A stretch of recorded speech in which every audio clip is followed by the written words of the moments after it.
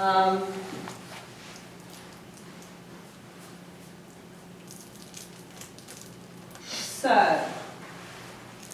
you see this? Turn the front light off and see if that helps.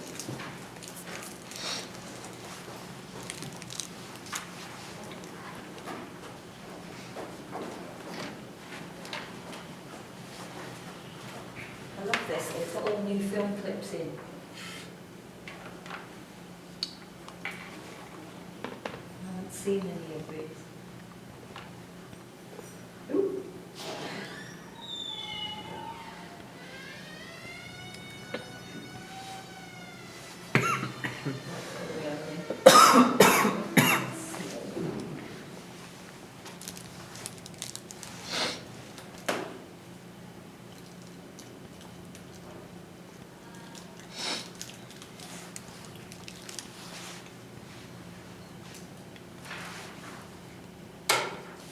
Alright, so look at her feet, look at her legs and her arms. And then what do we see mechanically from a force production?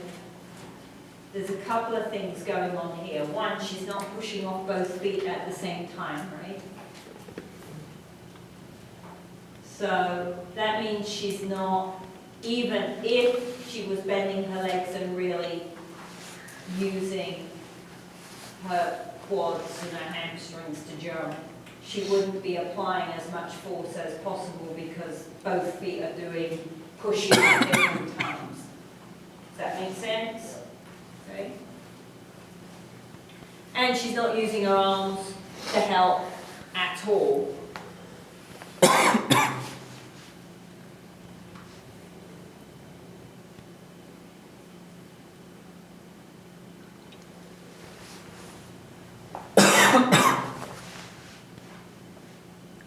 If you look at your MSU chart,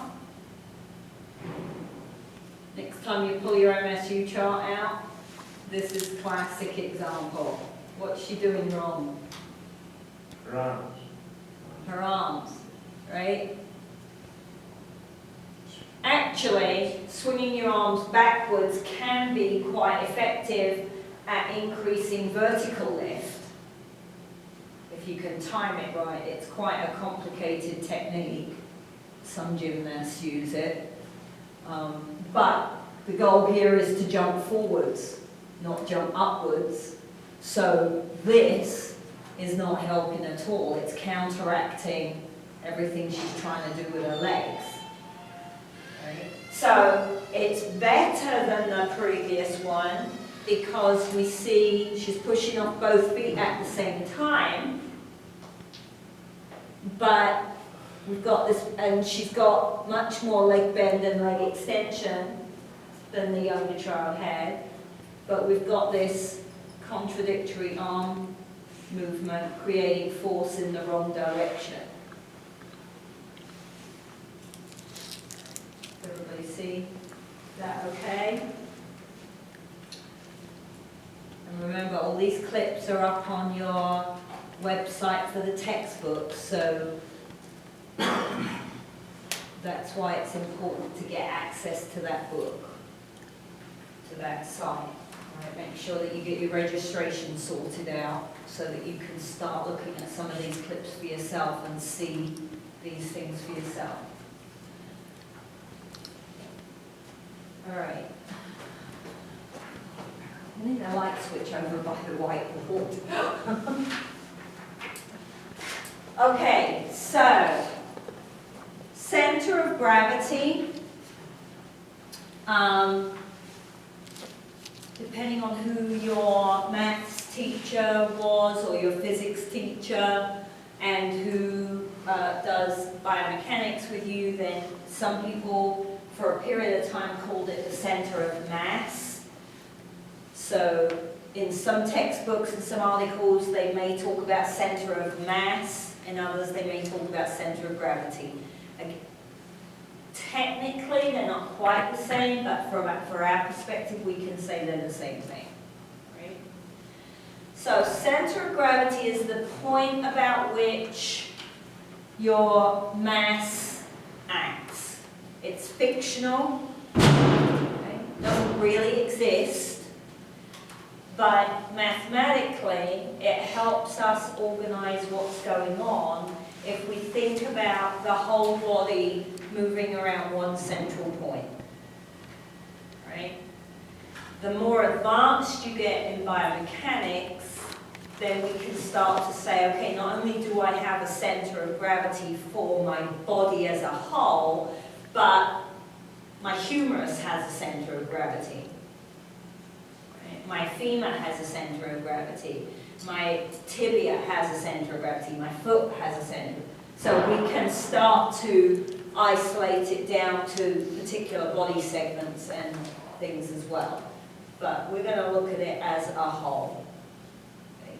Center of gravity does not have to be within the body area. So when I'm standing up in anatomical position, okay, then my center of gravity is somewhere around just above my knee.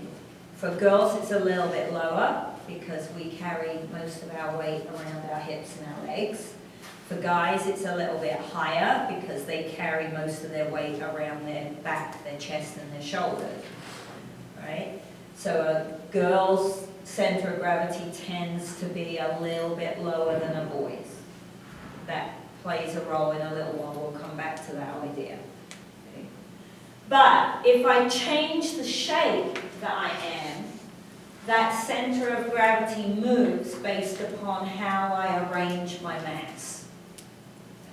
So if I make a big archy shape with my body, right?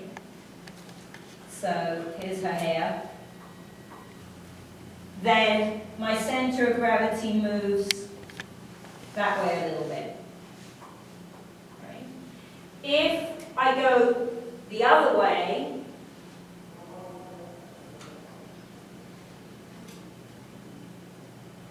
then my center of gravity moves this way a little bit. All right? Now, depending upon the sport you're in, you may or may not have to deal with such extreme changes of body position. Right? If you work with high jumpers, you see a very big change in body position if they use a Fosbury flop. If you work with pole vaulters, right? If you work with divers or trampolinists, lots and lots. Less so if you work with basketball players, probably, right? But the concept still applies, and it might explain something that you see them do at some point.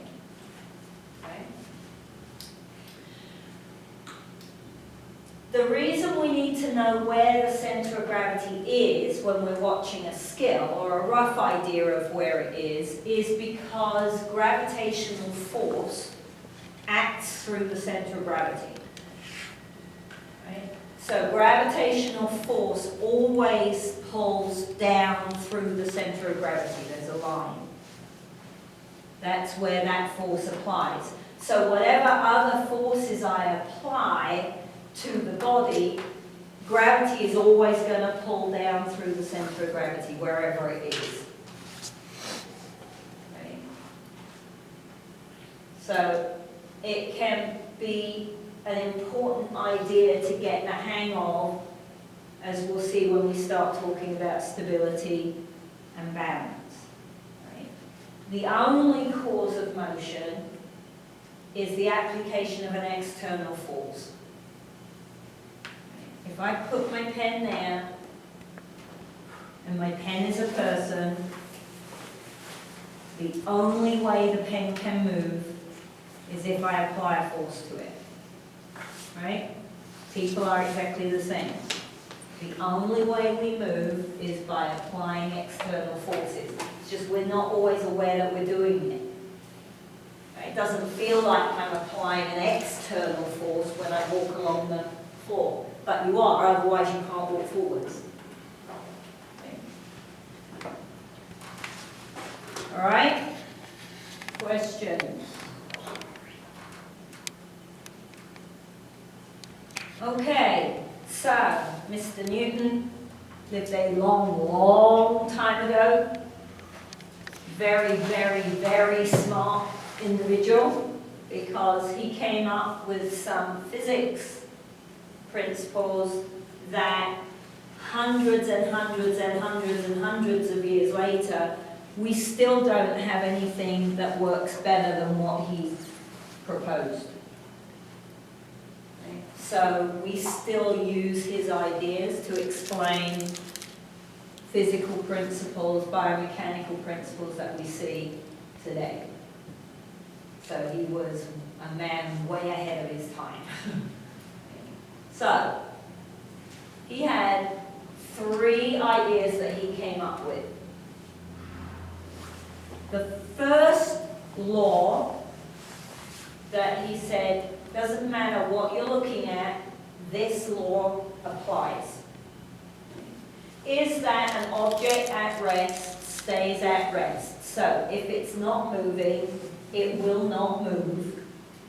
And an object that is moving, an object that is in motion, will stay in motion, will continue moving, unless we apply a force to it.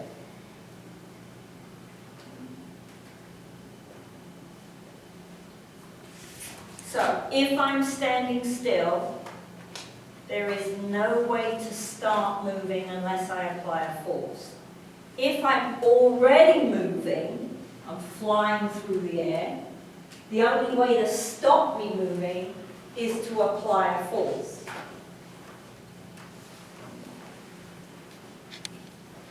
If you watch, anybody see Gravity last year when it was in the movie theaters, right? What happens when they lost connection with the pod? What happened when they were moving and they lost connection? They just keep going, right? Once you're moving, unless there's a way of applying an external force, there's no way to stop you moving. So in outer space, once we're outside the gravitational pull of the Earth, there isn't gravity. So if you throw a ball in space, the ball keeps going and going and going and going, unless there's a planet, a star, or some debris in its way. It will keep going and going and going and going for as far as we can possibly imagine. Right? The idea of inertia, the term inertia, is how much resistance does a particular body have to moving. And it's related to the mass of a body. So someone who is large has higher, bigger inertia than someone that's small. Something that is long has more inertia than something that is short, unless the short thing is very, very heavy. Right? If you assume the same weight per unit size, the short thing would have less inertia than the long thing.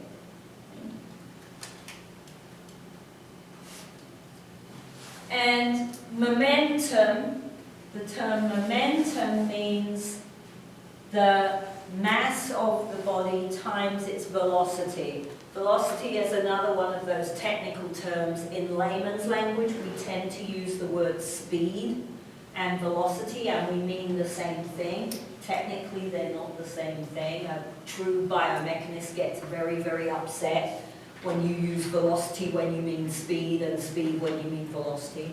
Velocity has a directional component, and speed does not have a directional component. But we don't need to worry right now about it, right? How much I weigh, what is my mass, times how fast I'm moving, right, equals my momentum.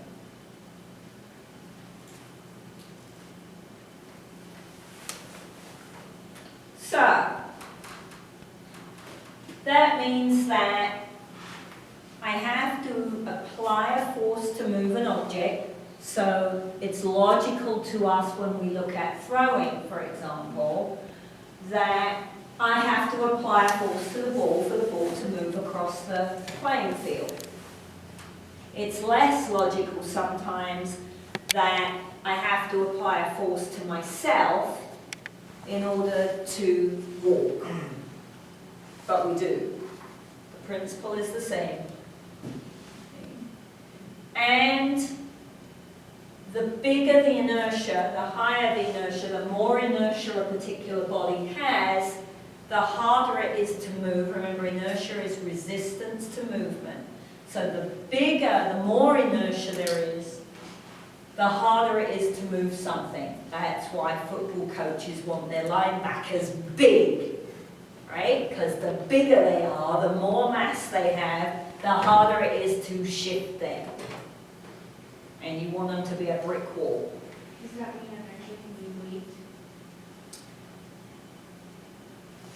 Yes, yeah. It's related to mass, and we tend to interchange mass and weight, yes. But they're not the same, Not technically, but yeah, for now, weight is mass times gravity. right? So my mass of my body, if I didn't have gravity pulling on me, gravity is, now off the top of my head, brain fart, whatever, gravitate 9.8. Does that sound vaguely familiar? Right? If I divide my weight by 9.8, I would have my actual mass. Okay? More force application is required. The more inertia, the more force I have to apply in order to move it. So I want my linebackers really big. I want my quarterbacks less big, because I want them to have to run very fast. Okay? And there's only so much force they can generate. Yeah? Ish? Sorry, I'm trying to come up with examples that make sense. You have to tell me if I'm not making any sense, guys, because I don't know football. And I am not watching the Super Bowl on Sunday, so I could be talking complete and utter nonsense. I think I deserve brownie points for even knowing the Super Bowl is on Sunday. Okay, so that's as far as it goes. All right, so if I want to move an object, so my ball, my discus, myself, further or faster, I have to increase the force that's delivered to the object. That's one way of doing it. Right? That's a very useful way, because it means if I get stronger, I can apply more force, and therefore I can throw further or faster. Right? The other way I can do it is I can keep the force the same, and I can increase the distance that I apply the force to the object. Right? Obviously, ideally, particularly if I'm in a competitive sport where faster or further is important, I want to combine the two and have an even bigger effect. So, let's think about that. All right. If you get one of these that is really, really split and falling apart, when we put them back in the bag at the end of the class, don't put it back in the bag, because I'll chuck it away and replace it with some new ones.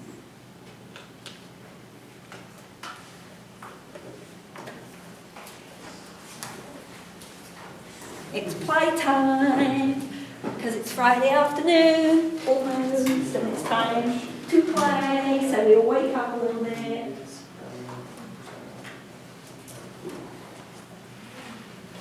So how do you move yourself faster? How do you move yourself faster? Same thing, you've got to increase the force that you're applying. So, for most of it, you could eat fish. Just there, we go. So, stand up.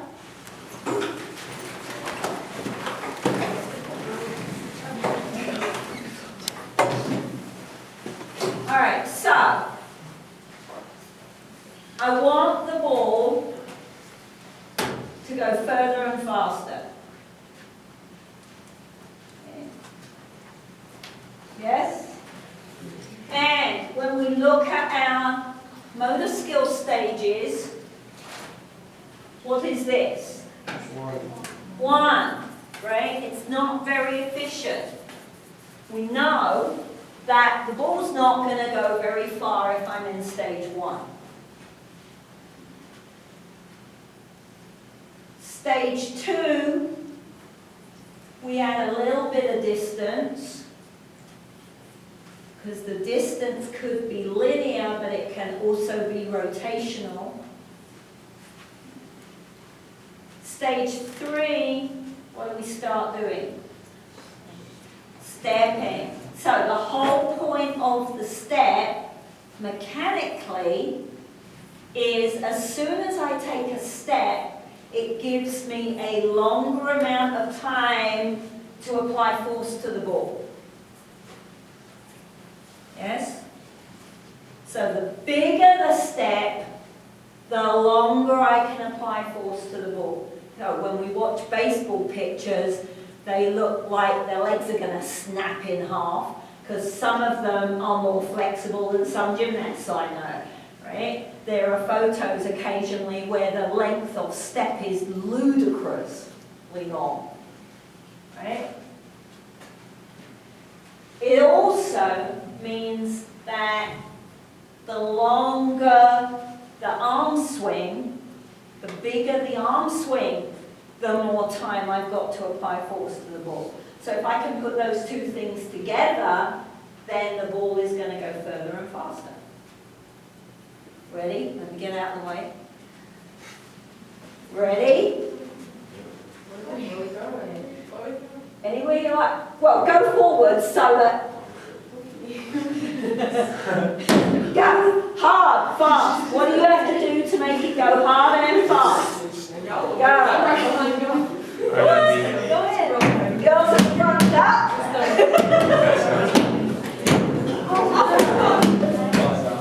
Right? Wait, Brittany, you did not move your feet. Someone's going to take out the projector. Okay? So, mechanically, it's not just because that's what we know good throwing is about.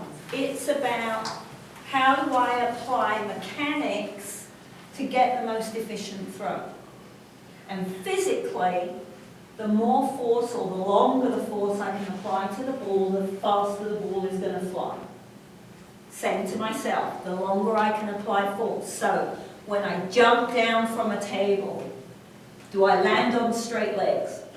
No, because when I land on straight legs, you feel all that force run up your spine and your brains bounce against the top of your skull, right? Because when I land, instead of applying force, now I'm absorbing force. So the longer I can absorb the force, the better job I can do. Right?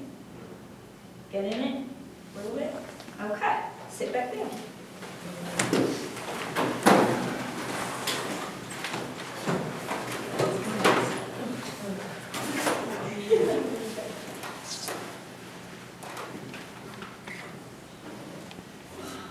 Dylan, can you shut that light off for me, please? Yeah, which one?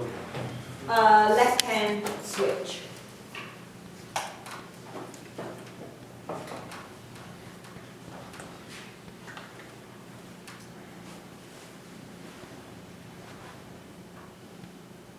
Now, see, this is why we need better video systems, because I can't slow this down and show you what I want. Watch the length of the step and how far his foot goes back on the backswing.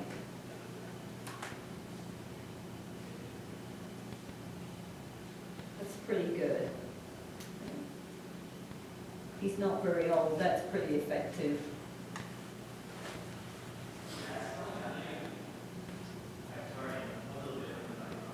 Right?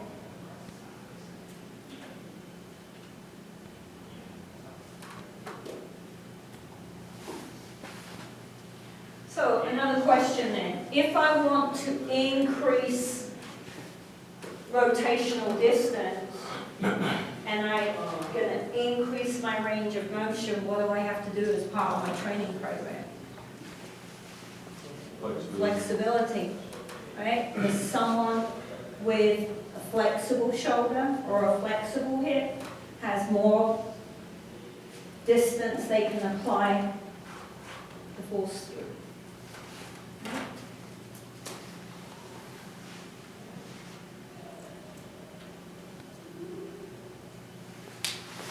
Okay, so law number one, nothing's going to move, nothing's going to stop moving unless we apply a force to it.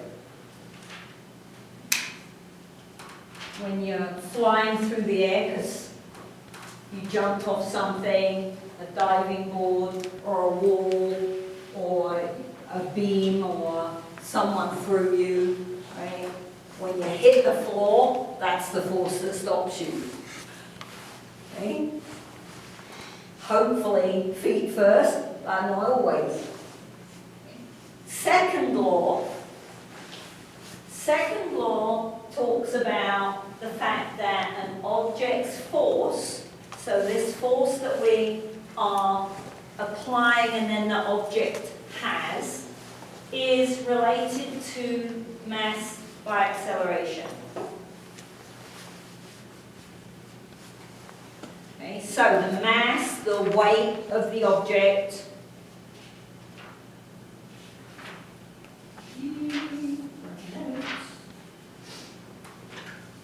times the acceleration of the object. Acceleration is change in velocity, change in speed over the change in time. So if I'm walking on the treadmill at 6 miles an hour, it's a pretty fast walk, 4 miles an hour, right? That's my speed. I'm walking forward, so we could say that's my velocity. 4 miles an hour in a forward direction.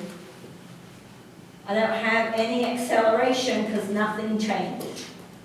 I have to press the button and speed up, and the difference between my speed when I was walking and my speed when I'm jogging is my acceleration. Right? Change in velocity over change in time. So my force depends upon the weight of the object and the acceleration of the object. So think about what you have to do to throw a shot put versus what you would have to do to throw a basketball. The shot put has a lot more mass, so I've got to apply a lot of force. I don't get a lot of acceleration out of it. If we flip this around, the acceleration I can apply to an object depends upon how much force I can apply and how much mass the object has.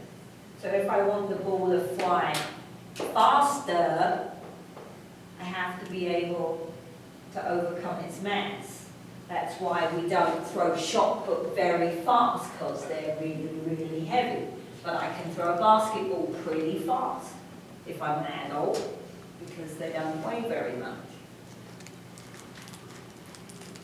Does that make sense?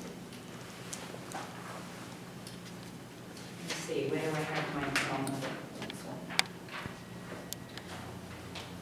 Okay, so given that in a particular training session or in a particular PE class, right, on the day, I can't make someone stronger.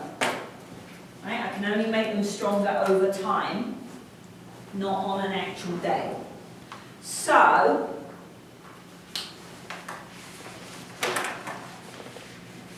on a particular day, an individual can only throw as hard as they can throw. Right? There's only so much force their muscles can apply to the ball.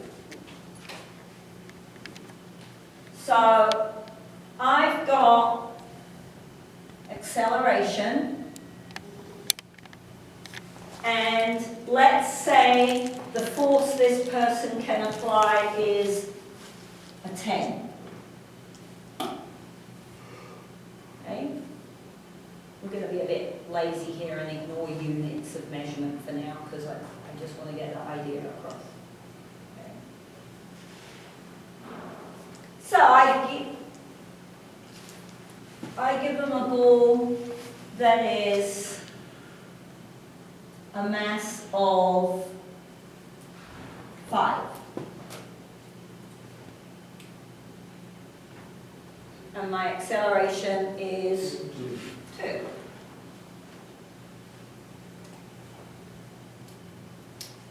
Okay, well, let's see. Whatever position I put myself in, if I'm teaching PE and this child can't accelerate the ball fast enough to get it across the court to their teammate, or accelerate it fast enough to hit the target I've set up so the ball falls short all the time, then they're not going to be very happy. If I'm coaching and I'm working with a team of kids or a team of adults who are wanting to play soccer on the weekends, right? And they can't get the ball to the goal, not a lot of help, really, right? So what am I going to do? I can't change that on a day. But if I give them possibly a smaller ball or the same size ball but it's lighter, if I change the mass of the ball,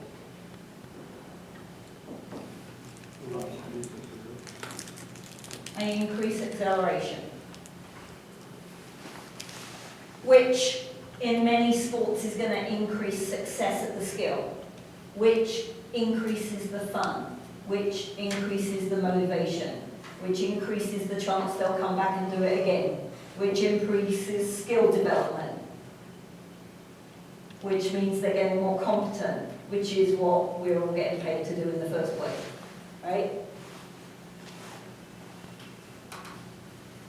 Is that right? You see? This is all stuff you know, right? You do this every day.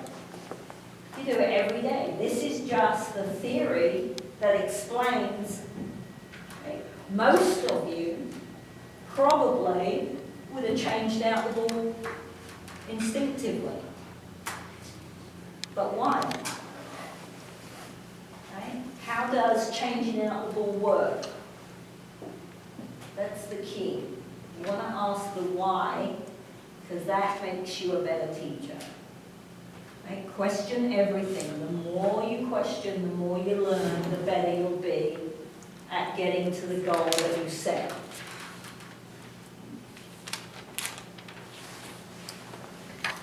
So many things flying around, I can't put anything. Okay, so we're going to stop there. And on Monday, we'll start with number 3. Okay? But again, so those of you that watch the Super Bowl or the tennis, the Australian, way more interesting, the Australian Open finals are on this weekend, and we have Serena Williams against Sharapova on Saturday, and Djokovic against Andy Murray on Sunday. So, whatever you choose to watch this weekend, I'd like to say I know who's playing in the Super Bowl, but that would be a lie. So I don't know who's playing. All I know is it isn't the Green Bay Packers. Whatever you choose to watch this weekend, while you're watching it, start to try to think about some of the information, because if you think about it while you're watching something you enjoy, it will start to make a little bit more sense, and it will become easier to just pick it out of your brain.